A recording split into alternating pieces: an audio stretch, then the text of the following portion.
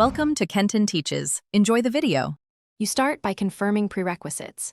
Sign into the same Meta account and connect the Quest 2 to stable Wi-Fi.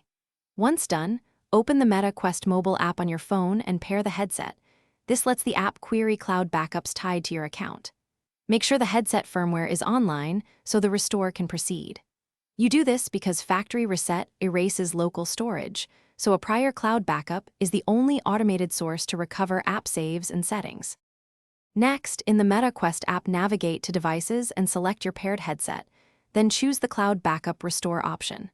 Select the most recent backup by date and confirm you want to restore app data and settings.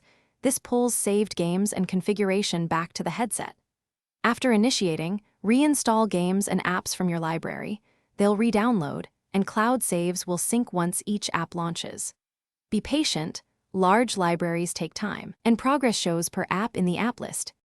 Finish by opening each app on the headset to confirm saved progress and to let the cloud sync complete. If you used sideloaded apps before, reinstall their APKs from any PC backups you made. Factory reset does not preserve those unless you exported them beforehand.